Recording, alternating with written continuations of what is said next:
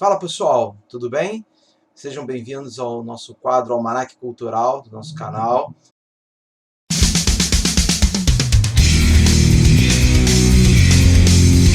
Onde a gente pretende discutir questões sobre cultura, cinema, literatura, quadrinhos, porém sobre olhares mais interdisciplinares. Okay? E aí hoje a proposta é trazer a discussão, né, sobre a questão: é normal ter crimes? E qual é a relação entre isso, Durkheim, e a banda Lynyrd Skynyrd? Bom, essa história começou hoje de manhã, estava ouvindo, é, tomando café, tá? Lynyrd Skynyrd, que é uma banda de rock que começa nos anos 60, mas ganha notoriedade nos anos 70. Porém, ela é muito mais conhecida lá fora. E eu estava conversando com a minha esposa como é uma banda tão boa que poderia estar no patamar dos Stones, e aqui no Brasil ela não é tão conhecida.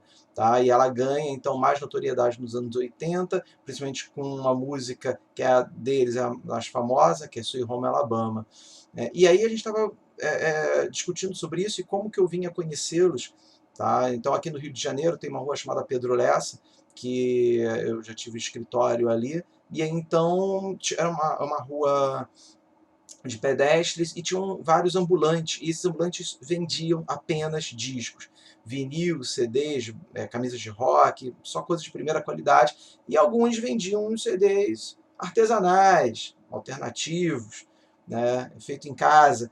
E aí, só que com bandas muito diferentes daquelas que a gente tinha acesso por aqui. E foi ali que eu conheci o Lynyrd Skynyrd, como outras bandas como o Tin Lizzy, o Gallagher. Eu fui conhecer melhor o Fleetwood Mac. Tá? E aí, então, tendo acesso a essas bandas, eu vim conhecer mais sobre um rock que por aqui não tocava tanto. Pois bem, e aí eu lembrando disso, me fez refletir que como a maioria dessas bancas, desses ambulantes, acabaram. Então eles ali, claro, praticavam um comportamento ilícito, né, e que acabou sendo colocado mais na marginalidade, né, se extinguindo a própria atividade ilícita em razão de uma força do mercado e da tecnologia, né, que permitiu um maior acesso à música, ao audiovisual de um modo geral, reduzindo consideravelmente a produção desse material alternativo, artesanal, tá certo? Muito bem. E aí, mas aí, lembrando disso, né, de como que o próprio mercado conseguiu resolver isso, meu filho estava estudando ciências sociais. Então, o Guilherme estava estudando Durkheim. Então, o Guilherme estava estudando Durkheim.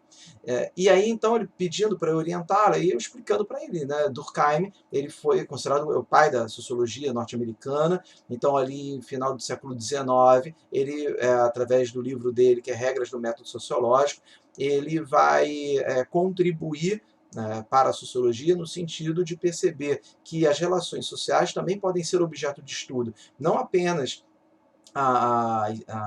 sim, animais, a biologia, a física, a química, que estava na moda na época, objeto das ciências naturais, que através do empirismo, através dos sentidos, poderia se apropriar dela, desenvolver um conhecimento.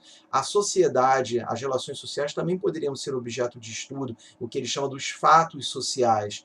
Tá? E aí, ao analisar os fatos sociais, Durkheim ele vai identificar uma generalidade, ou seja, são formados por normas sociais que vão ser considerados pela maioria como útil para a sociedade, tá? Então, um conjunto de princípios, de valores, tá? Que vão integrar, tá? Esses fatos sociais.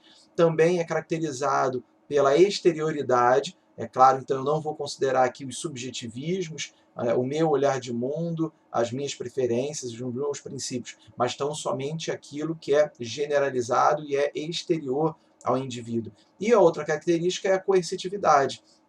Então, esses costumes, então vamos considerar essas moralidades presentes na sociedade, elas se fazem valer através de uma coercitividade.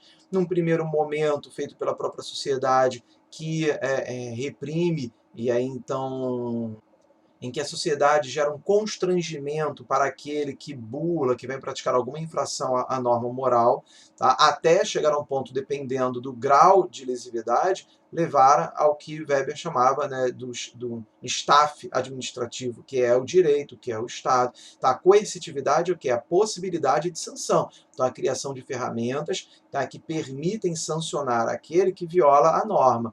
Então, os costumes, tá, esses princípios morais, que eu prefiro chamar de moralidades, tá, então eles têm ferramentas coercitivas, principalmente quando ganham um status jurídico, ganham um status de norma jurídica. Tá? E aí, por que isso tudo? Porque aí o Durkheim, o que isso tem a ver com Leonard Skinner? Né? Então, o Durkheim ele diz o seguinte, olha, com isso, a violação à moralidade, quando chega a um patamar de reconhecimento jurídico, é um crime. E aí essas violações, então esse crime, é um fato normal na sociedade? Então, é normal praticar crime? Na sociedade que a gente vive hoje, seria um absurdo dizer que sim. Como é normal praticar crime? Imagina. Então, é claro que o Durkheim ele não está querendo falar é normal matar alguém, ou estuprar, ou roubar. Não é isso. A compreensão dele, a observação dele, é que uma sociedade formada por determinados valores, é importante eu compreender que esses valores são mutáveis. Os princípios e os costumes, eles mudam com o passar do tempo. E é normal que os valores, em determinado momento, sejam questionados, sejam colocados à prova. Então, determinados grupos, determinados comportamentos podem questionar esses valores através de determinadas condutas. Então, é normal que em todas as sociedades, em todas as épocas, tenhamos comportamentos que questionam esses valores. Tá? E aí isso pode gerar o que chamamos de anomia. O que é anomia? Anomia não é a ausência de norma, é a ausência de reconhecimento do valor da norma. Então, quando eu pratico um crime, é porque eu não reconheço a legitimidade daquela lei que diz que aquela conduta é criminosa, certo? Então, o Durkheim, ele chega e fala, olha, ter crime é normal. O problema é quando eu tenho muito pouco crime, certo? Isso geraria uma estagnação da sociedade, então a sociedade que pouco questiona, pouco reflete sobre seus valores, ou quando eu tenho muito crime, e aí eu identifico uma situação de caos na sociedade, em que de fato aqueles valores que eu achava que já estavam ali implementados, já não reverberam da forma como deveria. Tá? E aí é interessante como isso repercute, tá, no nosso dia a dia. E aí, por isso, a questão do Leonard Skinner. Então, há bem pouco tempo atrás, a atividade ambulante, a venda de CD pirata, de DVD pirata, ainda até hoje, mas é uma prática ilícita, mas muito comum. Muito comum. As pessoas não tinham dinheiro para acessar, para comprar CD, era algo muito caro. Então, as pessoas, né, principalmente nos subúrbios, no centro da cidade, tinham acesso à música através dessa atividade ambulante. Né? Então, havia ali um reflexo de anomia, em que não só quem praticava, mas aqueles que consumiam, a sociedade de um modo geral, não viam reprovabilidade naquele comportamento.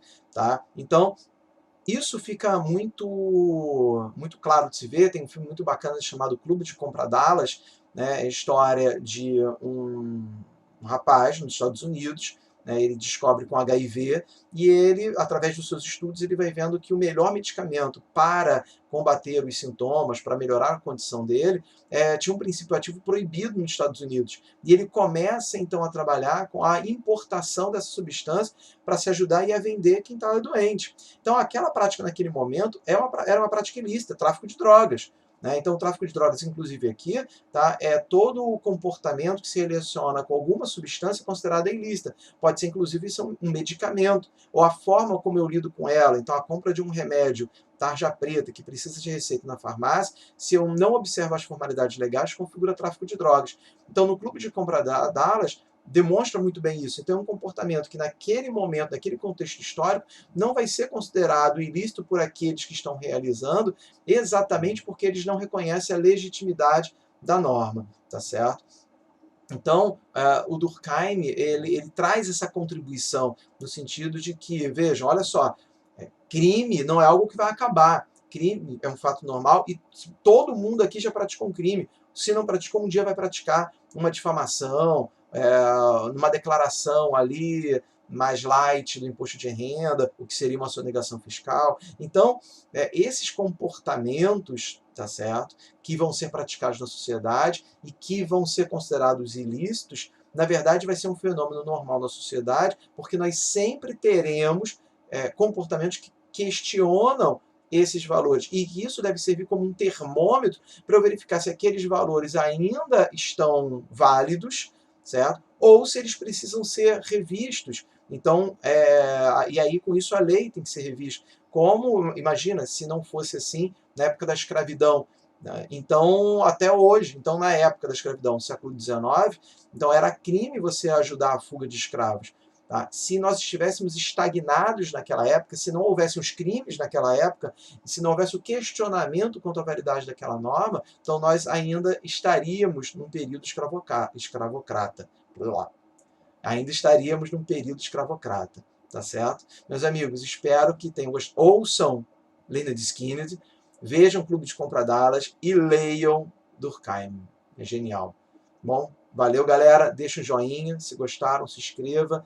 E aí, qualquer outra dica, né, que vocês queiram ver aqui no canal, botem aqui nos comentários. Um grande abraço e até a próxima.